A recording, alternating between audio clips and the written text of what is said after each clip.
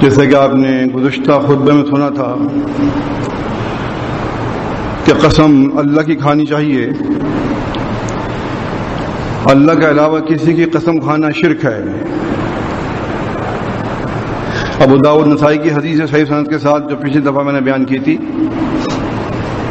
بعض لوگوں کو اس کا علم نہیں ہوتا کہ وہ دوست احباب ایسے جگہ بیٹھتے رہتے ہیں جہاں ماں کی قسم، ابا کی قسم، فلاں کی قسم، فلاں کی قسم، یہ تمام قسمیں جو ہیں اسلامی طور پہ حرام ہیں۔ فرماتے ہیں اللہ کے نبی صلی اللہ علیہ وسلم، صحیح بخاری کی حدیث ہے، من کانا حالفن، جو آدمی قسم کھانے کا ارادہ رکھتا ہے، فلیحلف باللہ، اس کو چاہیے کہ وہ اللہ کی قسم کھائے، اور یسکت، یا پھر وہ چپ رہے، قسم نہ کھائے۔ اس سے پتہ چلتا ہے کہ حکم دیا ہے اللہ کے نبی صلی اللہ علیہ وسلم نے کہ اللہ کے علاوہ کسی کی قسم نہیں کھائی جائے گی، جب بھی قسم کھائیں گے اللہ کی کھائیں گے آپ۔ اس سلسلے میں ایک اور بات بتائی تھی میں نے آپ کو، جو میں نے سورت پڑھی تھی آپ کے سامنے، والعصر ان الانسان لفی خسر، عصر کی قسم، بے شک تمام لوگ جو دنیا میں ہیں انسان سب خسارے میں ہیں، الا الذین آمنوا وعملوا الصالحات، سوائے ان لوگوں کے جو ایمان لے آئے اور نیک عمل کر رہے ہیں۔ مطلب یہ ہوا کہ اللہ نے عصر کی قسم کھائی۔ عصر گویا کہ ایک ایسا وقت ہے جو میں نے بتایا تھا گزشتہ جمعے میں آپ کو، کہ عصر کہتے ہیں انگور کا رس نچوڑنے کو، کیونکہ عصر جو ہے جب ہم نماز پڑھتے ہیں عصر کی، اس کو بھی عصر اس لیے کہتے ہیں کیونکہ یہ بھی دن کا نچوڑ ہوتا ہے، یعنی کہ دن جو ہے ختم ہونے کا ہوتا ہے اور مغرب آنے کو ہوتی ہے۔ اس طرح سے ایسے فجر کی نماز ہے کہ فجر کے وقت کا بھی بڑا ذکر ہے، اس میں فرشتے حاضر ہوتے ہیں وغیرہ وغیرہ۔ تو مطلب کہنے کا یہ ہے کہ اللہ نے تعالیٰ جو قسم کھائی عصر کی، اس وقت کی اہمیت بڑھ گئی جب اللہ تعالیٰ کی چیز کی قسم کھا لے۔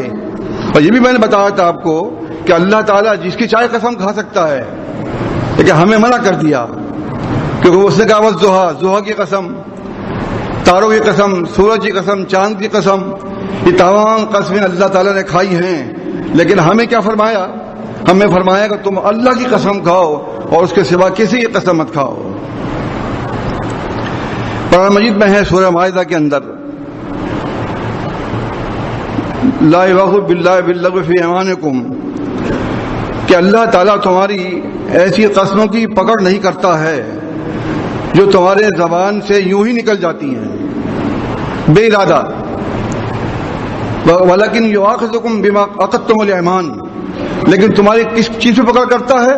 جو قسمیں تم ارادتاً کھاتے ہو، پروگرام بنا کر کھاتے ہو، خواہ وہ سچائی حاصل کرنے کے لیے وہ خواہ جھوٹ حاصل کرنے کے لیے، جھوٹ حاصل کرنے کے لیے کریں گے تو اللہ تعالیٰ کے ہاں پکڑ ہو جائے گی۔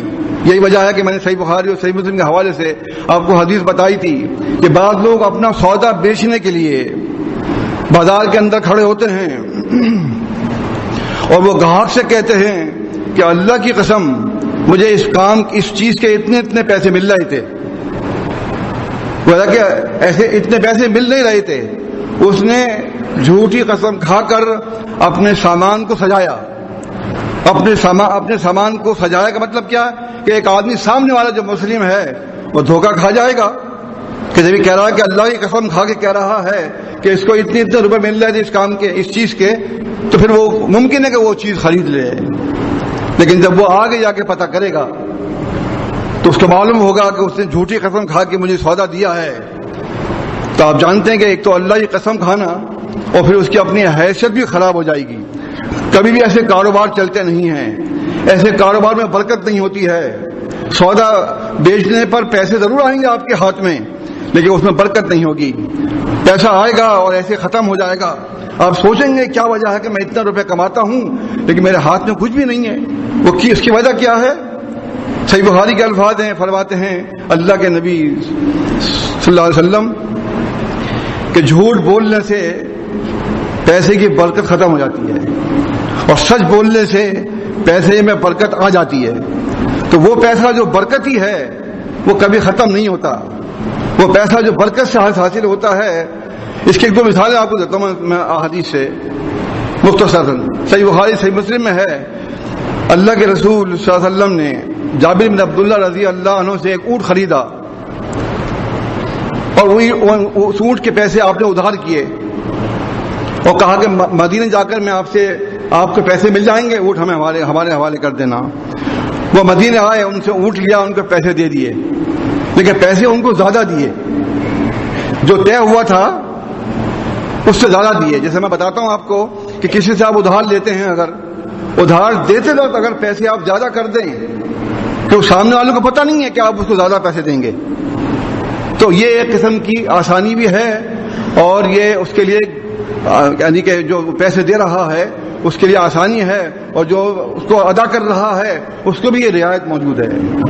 لیکن جابر رضی اللہ تعالیٰ انہوں نے کہا کہ یہ پیسے جو میرے پاس 1 روپیہ زیادہ آیا ہے، یہ برکت والا پیسہ ہے، میں اس کو خرچ نہیں کروں گا، یہ میرے ہمیشہ بٹوے میں رہے گا.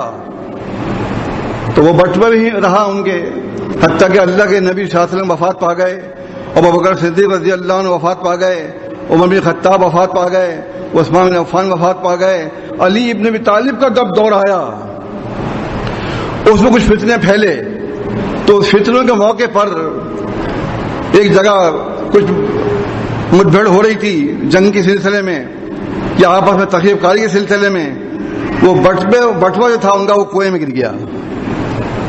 آپ ان کی حالت نہیں دیکھیں گے کہ جابر رضی اللہ عنہ کتنے پریشان تھے.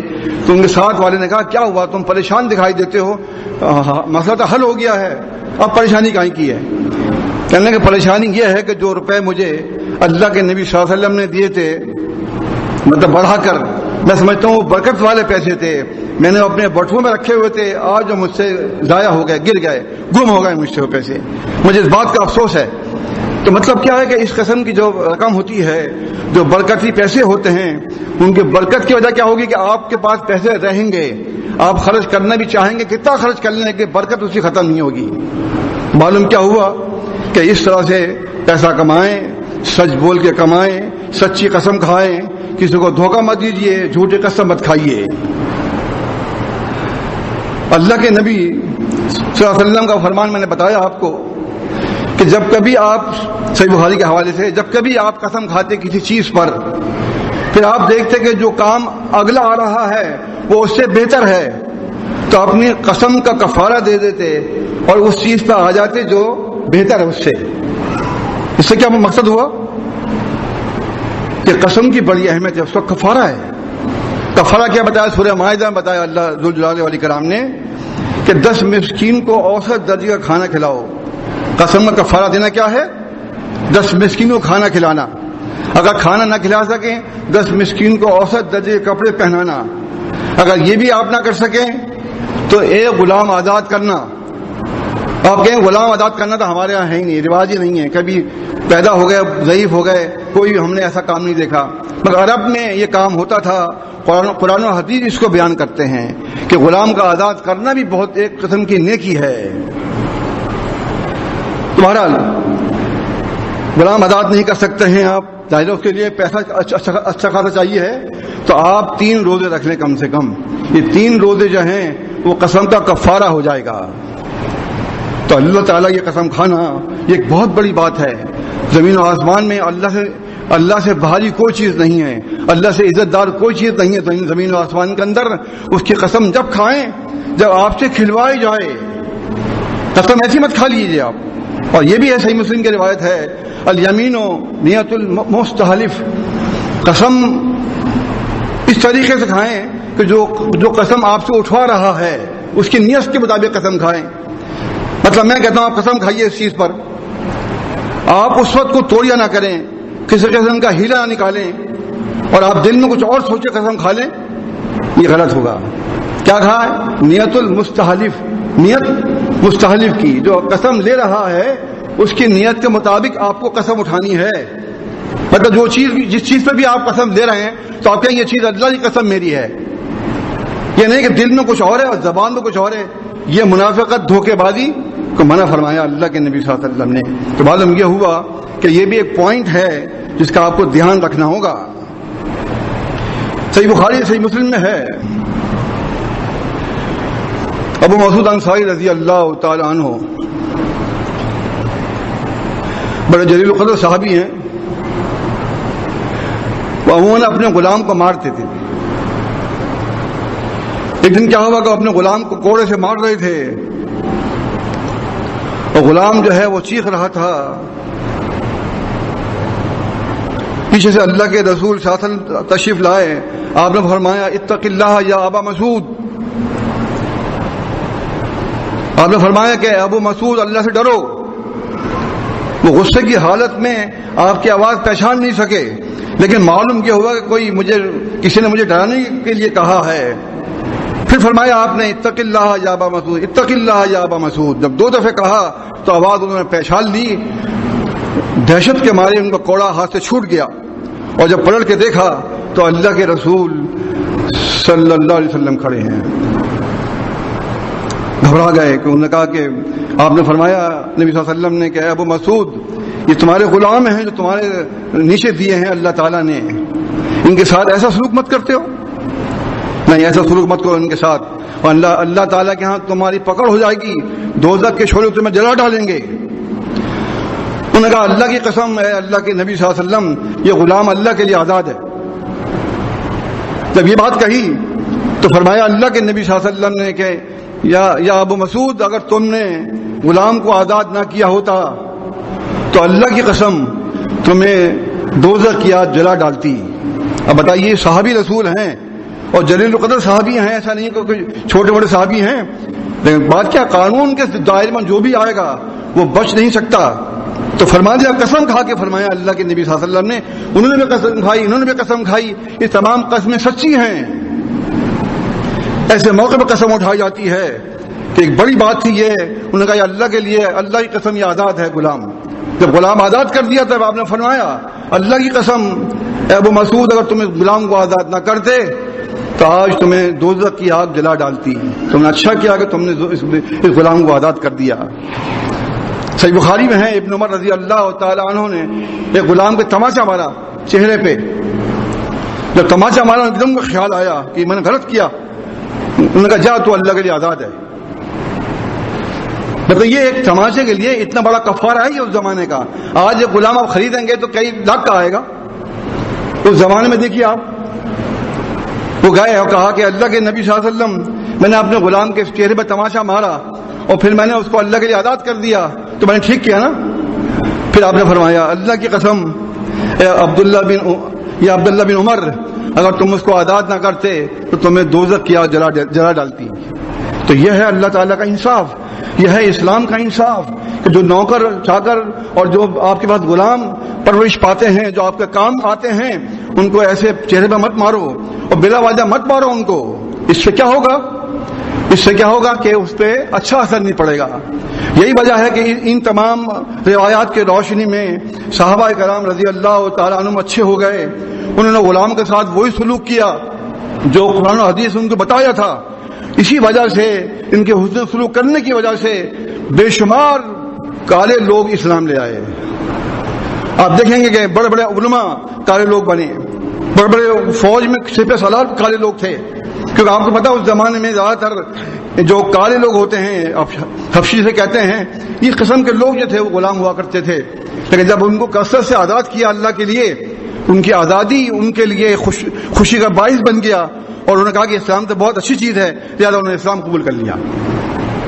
اس طرح آپ اپنی فیکٹریوں میں، اپنی دکان میں، جہاں آپ کام کرتے ہیں وہاں پر، جہاں کہیں آپ کو موقع ملتا ہے ان کے ساتھ حسن سلوک، اچھا برتاؤ کرنے سے یہ نتائج برآمد ہوتے ہیں۔ استغفر اللہ، استغفر اللہ۔ الحمدللہ،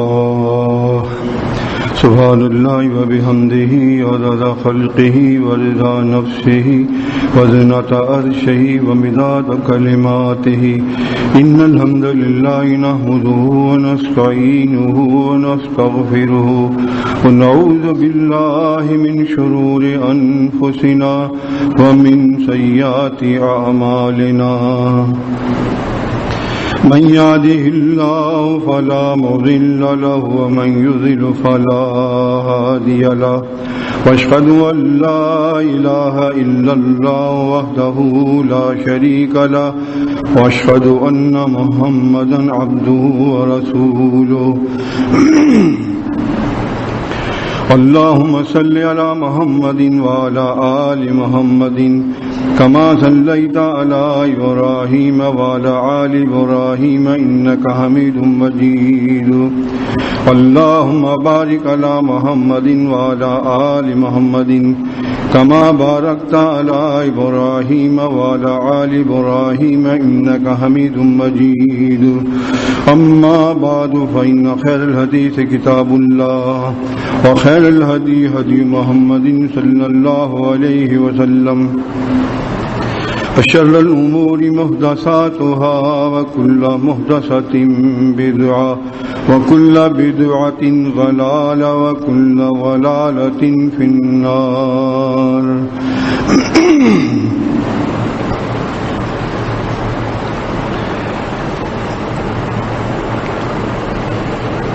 صحیح مسلم کی روایت ہے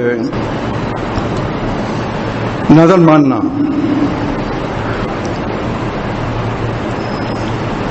کفارۃ الیمین کفارۃ النذر، جو کفارہ قسم کھانے کا ہے وہ کفارہ نظر توڑنے کا بھی ہے۔ نظر کے سلسلے میں صحیحین کی روایتیں ہیں، آپ نے فرمایا کہ مالی لحاظ سے نظر نہ مانی جائے، کیونکہ مالی لحاظ کی نظر مانی ہوئی سے کوئی فائدہ نہیں ہے سوائے اس کے یستخرج من البخیل کہ بخیل کا مال نکال دیا جاتا ہے۔ ویسے تو دینے کو تیار نہیں ہے، بخیل جو مالدار بخیل آدمی ہوتا ہے نا، ویسے تو پیسہ وہ خرچ کرنے کو تیار نہیں ہے، زکوٰۃ دینے کو وہ تیار نہیں ہے، صدقہ وہ نہیں دیتا، تو کوئی نظر والا جب باندھتا ہے نا وہ اس موقع پہ وہ صدقے کی شکل میں یا نظر کی شکل میں وہ پیسے نکال دیتا ہے، تو ایسے پیسے کا کوئی فائدہ نہیں ہے، لیکن نکال دے گا اس موقع پر۔ اس لیے نظر یہاں پر ماننا منع فرمایا اللہ کے نبی صلی اللہ علیہ وسلم نے۔ اگر نظر مانی ہے آپ نے اچھے کام کی تو اس کو پورا کریں، اگر آپ نے نظر مان لی ہے اللہ کی نافرمانی میں تو اس کو پورا بھی نہ کریں، اور جو نظر مانی ہے اس کو کفارہ دیں۔ ایسی چیز کی نظر ماننا کہ جو آپ کے اختیار میں ہی نہیں ہے، منع فرمایا اللہ کے نبی صلی اللہ علیہ وسلم نے۔ اس کی ایک تفسیر موجود ہے صحیح مسلم میں۔